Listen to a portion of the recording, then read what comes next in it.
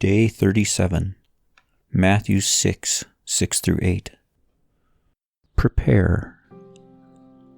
Take a few slow breaths and quiet your soul. Close your eyes and set aside any distractions. Cast your cares one at a time upon the Lord and let Him carry them so you can focus your attention on His Word.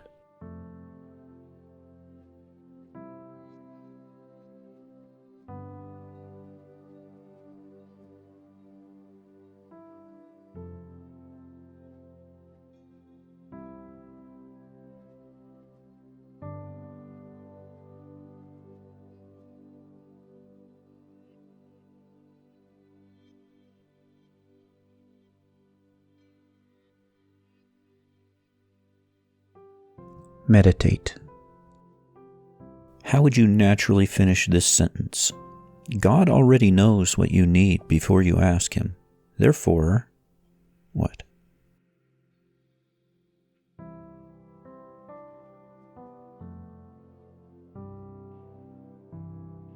Jesus shows us the right way to finish that sentence in today's passage. In Matthew 6:7, He says, "When you pray, do not keep on babbling like pagans, for they think they will be heard because of their many words. Do not be like them, for your Father knows what you need before you ask Him." When Jesus points out that the Father already knows what we need before we ask, the conclusion He draws is not, "Therefore, why pray?" Rather, it's, "Therefore, don't pray like the pagans, who think they will be heard because of their many words." They're wrong in their assumption that more words increases the chances of God responding to their prayer. It does not. Why do you think that is? What is it about God that makes Him unreceptive to this approach to prayer?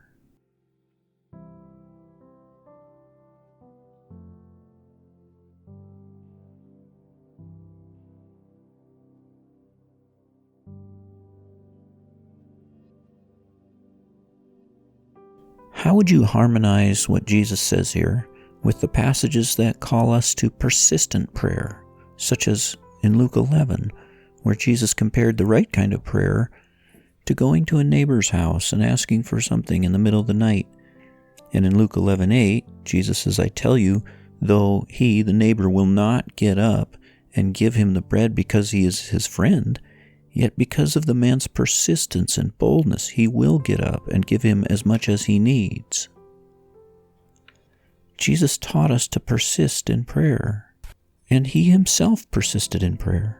In Luke 6:12, Jesus spent the whole night in prayer, and Jesus was not against repetition in prayer. In Matthew 26:44, it says, "So He left them and went away once more and prayed the third time, saying the same thing."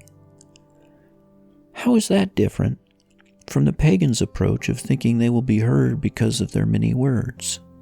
What is the difference between many words and much prayer?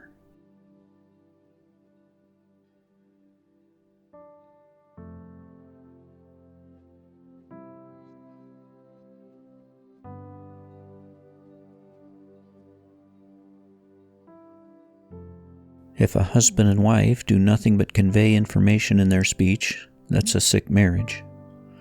What did you do today? Went to the store. What about you? Worked all day, then stopped for gas. Dinner's on the counter. That's a troubled marriage. Now imagine the wife says, "I just want you to talk to me. We never talk." So the husband vows to speak at least 500 sentences every night. Each day he comes home from work and just starts speaking. No eye contact, never pausing to listen to her, not even really aware that she's sitting there in the room. When he's feeling guilty about neglecting his wife, he makes the sentences longer, but never actually looks at her.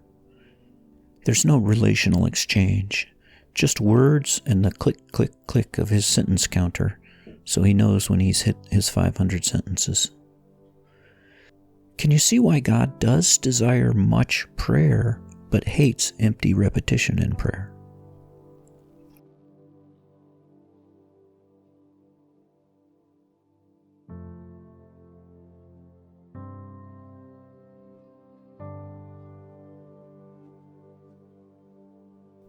Consider this statement.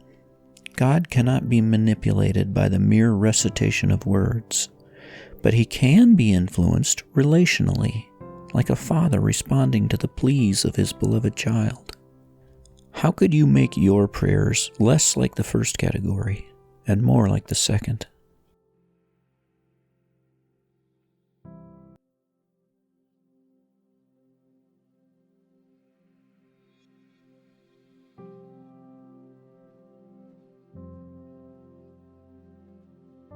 Let's go back to the question of God's foreknowledge.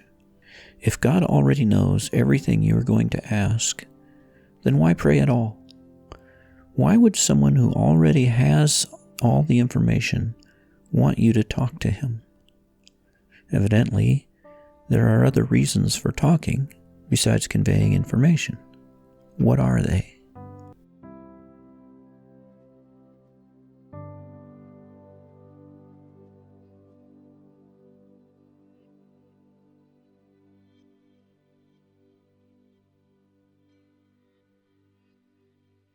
Imagine you're in a conversation with a dear friend. The first few minutes he informs you about the things happening in his life. But after he's conveyed that information, the conversation goes on for another hour.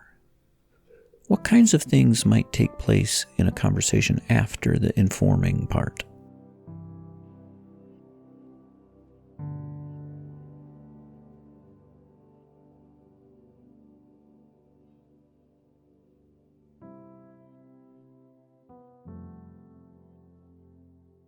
Most people would agree with the saying, a joy shared is a double joy, a sorrow shared is a half a sorrow.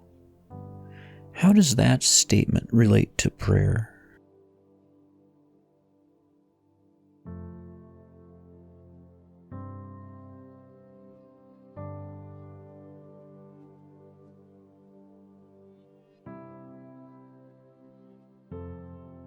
How can the second part of the conversation, the part that comes after the information part, affect your relationship with the person? In what ways can it affect your love for the person, or your trust, or your delight in the person?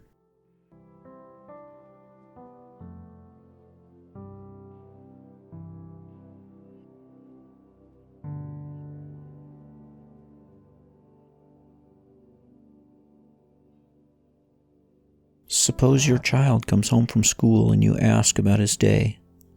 He gives you the information about how things went, and from there it develops into a really great conversation. Later you say to your spouse, I had a great talk with little Jimmy today. Your spouse says, what was so great about it?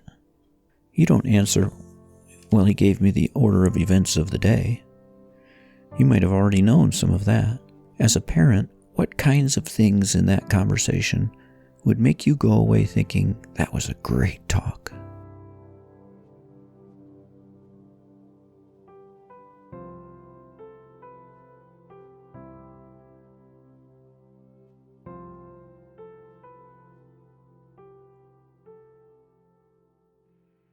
God wants to have a great talk with you right now. Pour out your heart to him.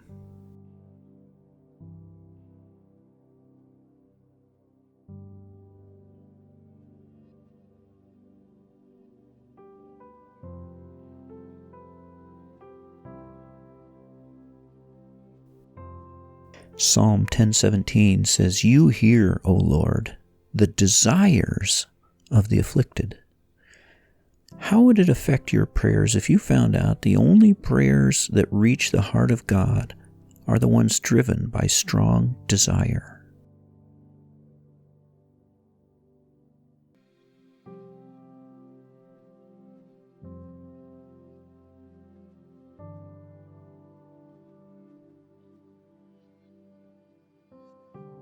In the previous paragraph, Jesus told us not only must we avoid praying like the pagans, we should also avoid praying like the hypocrites who pray to show off.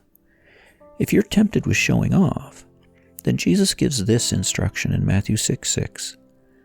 But when you pray, go into your room, close the door, and pray to your Father who is unseen.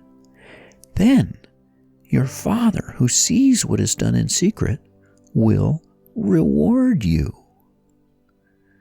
And we understand when God offers rewards for doing good deeds, but why does He reward us for private prayer? And why does He want reward to be an incentive for us to pray?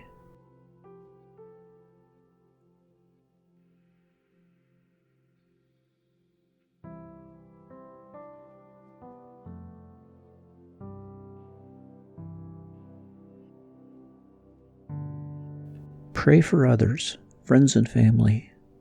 Think of 3 or 4 of your closest family members and ask God to show them how to pray like you just prayed.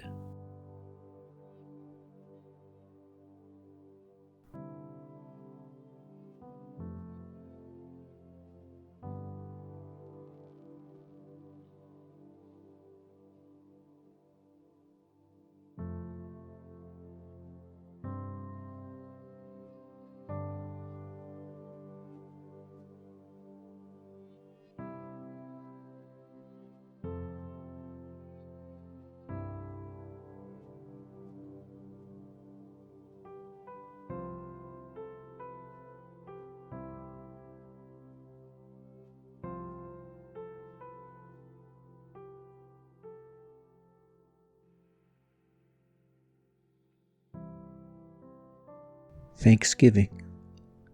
What are the last 10 blessings that God has graciously given you? Pay special attention to those gifts that He gave you the ability to enjoy. And just thank Him for those 10 things and let your heart bask in the favor on your life that those gifts represent and the love of God that those gifts express. Start with the first one that comes to mind.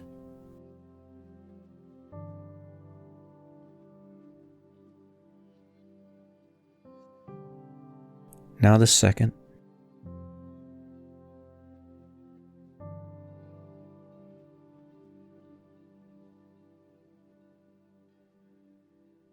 Now the third.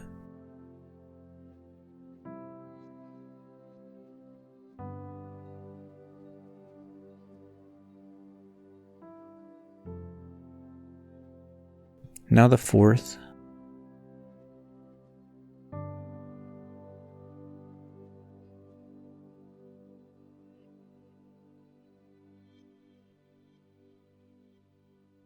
Now the fifth.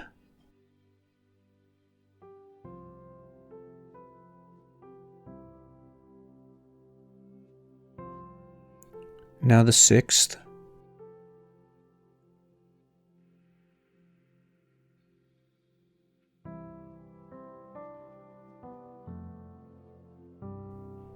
Now the seventh.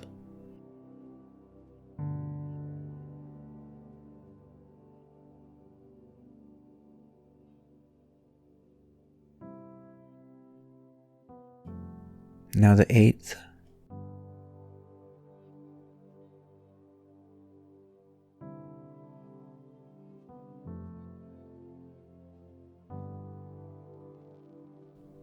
Now the ninth.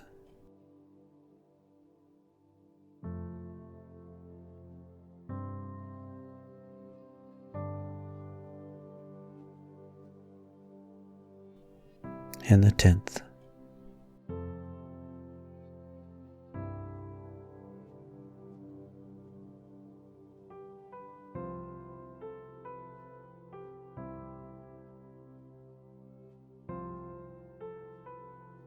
Take it with you.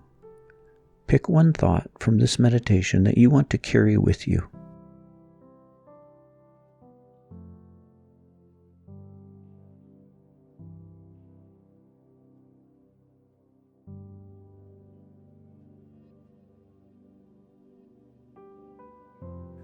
What can you use as memory cues in the upcoming day to help you bring that thought to mind at least twice more today.